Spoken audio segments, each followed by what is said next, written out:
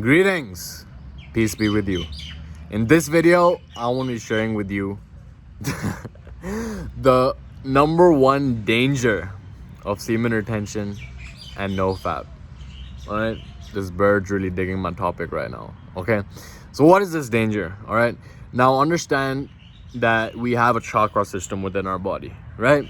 We have the root chakra, right? The earth element. We have the sacral chakra, which is our emotions, right?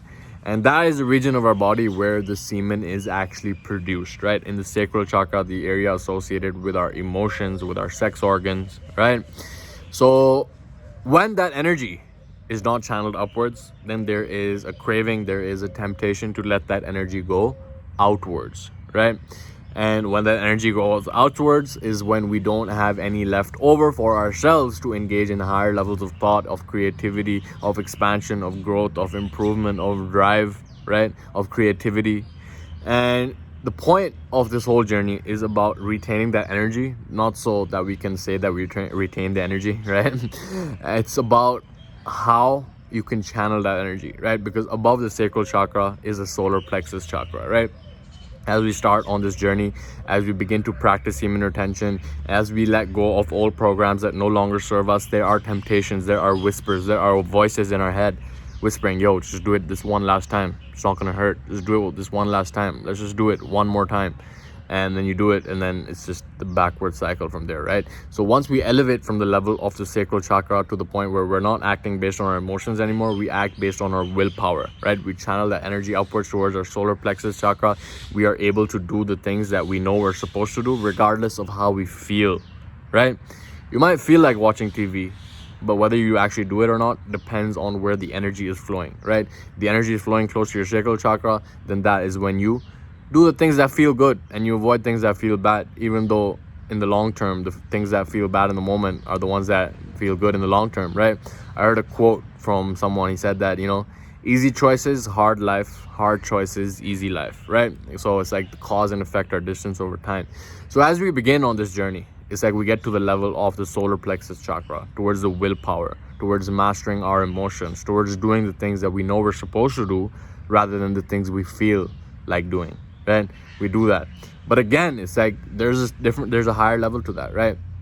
Because if we think that it's all about the grind, it's all about the willpower, it's all about the hustle, it's all about the pushing yourself, then that can work for a while, but it's not sustainable, right? The whole NoFap movement, I made another video on this as well. The whole NoFap, the reason it doesn't work is because it's about NoFap, right? If I tell you not to think about a pink elephant, what are you going to think about, right? If I tell you not to fap, what are you going to think about, right? So that's where we have to shift our ideology. We have to shift our perspective to the point where it's more like, okay, what is it that I'm here to do? I'm here to create. I'm here to give. I'm here to serve. I'm here to create abundance. I'm here to create deep, passionate relationships. I'm here to create experiences. I'm here to grow. I'm here to contribute, right? Rather than I'm here to not bust nuts. It's like, oh, that's my sole purpose. Just don't bust nuts and then I'll be a god somehow, right? That's a lot of people that I see in the whole movement, right? So once we elevate from the willpower, right? Of course, willpower is a fundamental aspect of success, right? The one thing that separates successful people from unsuccessful people is the ability to do the thing they need to do regardless of how they feel, right? So above the solar plexus chakra, we get to the heart chakra, right? It's represented by the element of air, right? Of love. And the more we can actually connect the sacral chakra to the heart chakra, channel that energy up towards the heart, the more we can actually expand and think about what we are here to give, right? I made another video about this as well, that semen retention is not about getting results. It's not about getting the shine. It's not about getting the girl. It's not about getting the money. It's not about getting the body, right? Semen retention is about elevating our level of creativity so that we can serve, right? So that we can give at the end of the day, right? Because we come with nothing, we leave with nothing. The one thing that we allow in this brief experience that we have in this physical realm is how we allow the experiences of life to enrich our soul, right? We're all on this eternal journey of the soul in which there's nothing to get, there's only to give, right? And there's only the enrichment that life's experiences allows us to have at the end of the day, right?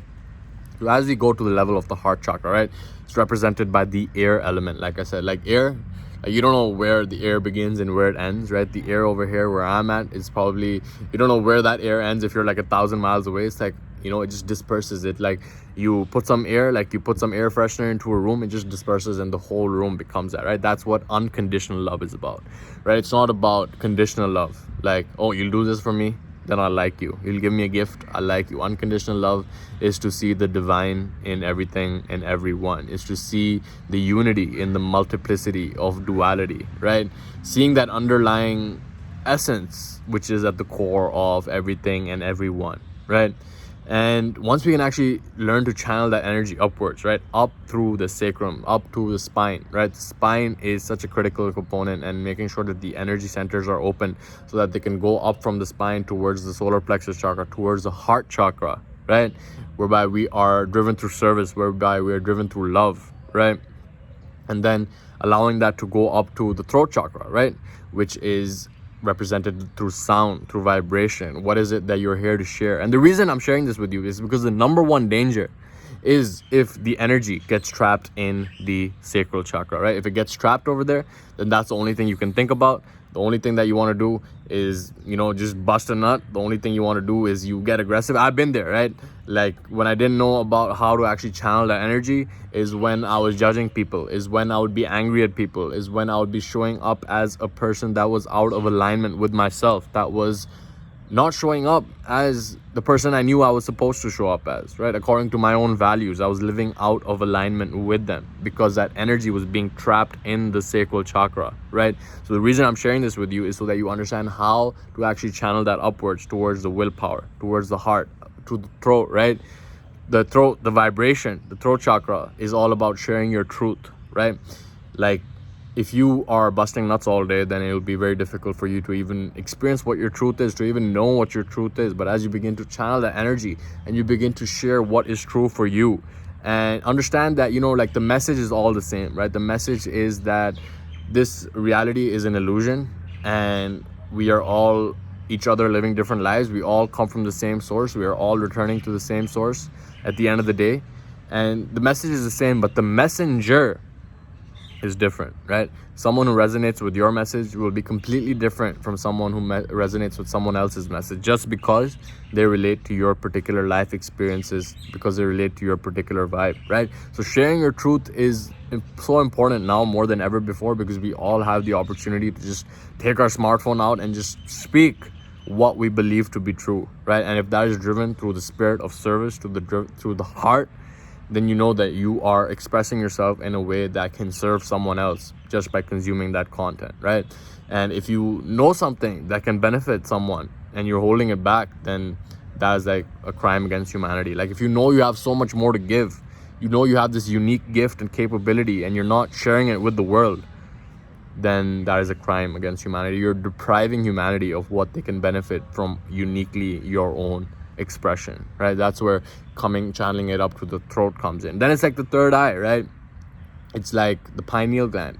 It's represented through sound. No, it's represented through light, right?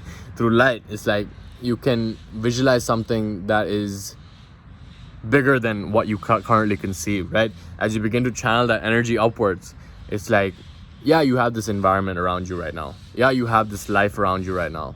I think these birds are like, yo, my third eye is open right now. So you have this life around you right now. You have this experience right now. You're in these certain circumstances, situations, right?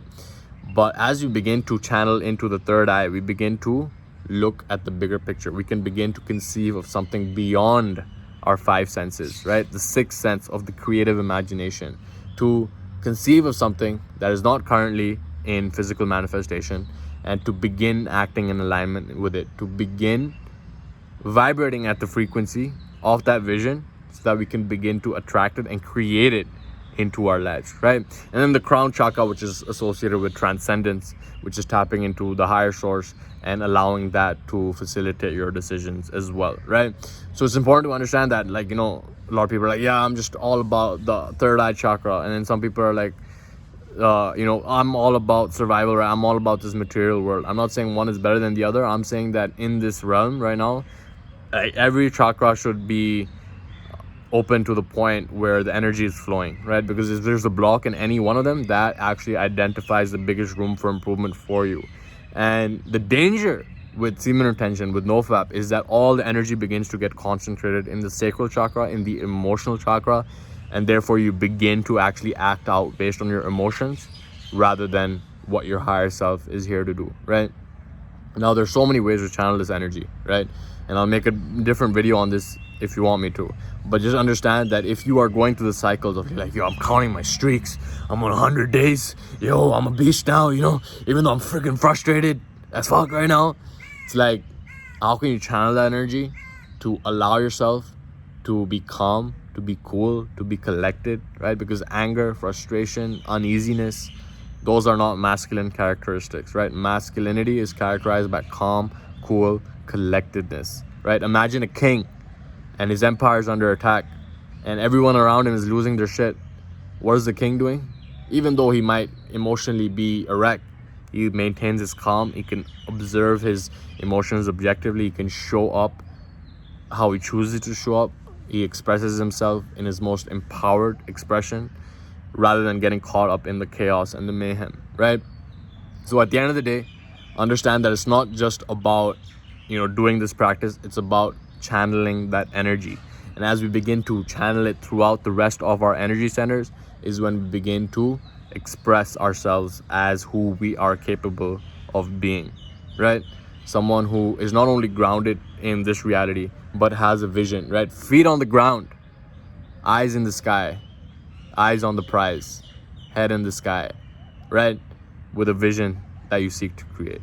Okay, so that's my message for you today. I hope you got value from it, and just understand that, you know, the energy is meant to be used.